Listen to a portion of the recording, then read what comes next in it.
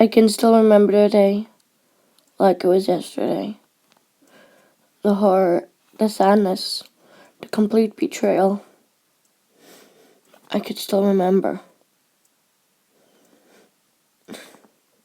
So horrible that I'm trying to hold back my tears. But to understand what I'm talking about, I will have to bring you back to the very beginning. It was a beautiful July morning. The sun was shining, the birds were chirping, and the flowers were in bloom.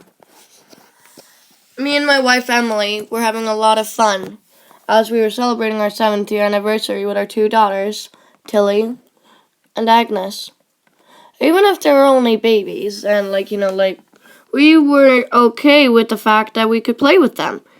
Even if I kept getting looks from my manly friends, it was really awkward. But I told them that I didn't care. This was my family. And I didn't really care what people thought. My wife Emily thought it would be a lovely idea if we went on a walk with the girls. And I said, okay. So we set off on our walk. All together as a family. But nothing was to prepare us for what was about to happen. As we were starting our walk, well, everything was okay so far. I mean, the girls were happy and we were happy. We were having such a lovely time. But then it started to rain. Yeah. It's really weird how it just rained immediately. It always happens where I live. Really weird. Like, it's sunny at one point and then it's rainy the next. So we had to head back. It was but we were walking an hour and the girls were about to get very tired and they were getting cranky. My wife went to open the door. But then the gun was fired. My wife then fell to the ground. The girls started screaming and crying.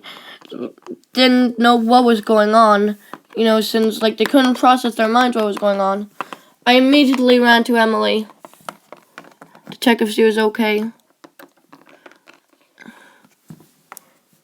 And I checked if she was okay. She was shot in the stomach. When I was about to bring the girls inside along with Emily, I quickly took a glance at who shot her, and I was shocked to find out who. It was my ex-girlfriend, Olivia. I broke up with her around 6 years ago as she was very... Well, actually, no, this was before I got married, and she was kind of wanting to marry me even if I was already dating, and she started to get very obsessive with me and started to get very violent. And when I broke up with her and I started dating Emily, she was really jealous. She then ran away into the darkness, and I never saw her again. I then immediately ran into the house to call 911. The doctor came immediately, and he checked on Emily, but he said that it was too late. I started crying and then, the doctor, he was just comforting me like that, yeah.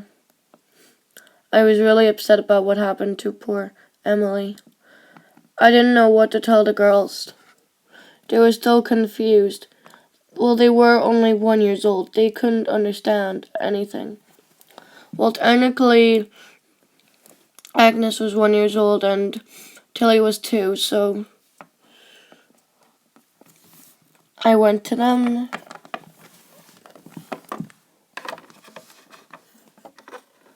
And I told them in a light voice that your mom isn't here anymore. But by the look of their faces, they could process what I was saying. they ran over to me crying. And then I started to cry too. It was such a horrible day. And I didn't know what to do after that. Due to the fact that Emily was murdered, I was really scared that Olivia was going to come back for my daughters. So I decided that the only logical thing to do was, well, to protect them from the outside world. You may think that it's wrong, but I didn't know what else to do. I also homeschooled them too. But, well, it is really difficult, to look after two little girls under the age of 5 and also teach them. Yeah, it's not as easy as it looks. But there is actually a bit of an upside to this tragedy. I have this friend who lived in South America for a few years and then came to my school when I was in 5th grade. Her name is Evangeline. And, well, she always comes over to my house and helps me look after the girls. And let's just say the girls just adore her. They always love it when she comes over. And it's like, well, Evangeline's their second mother.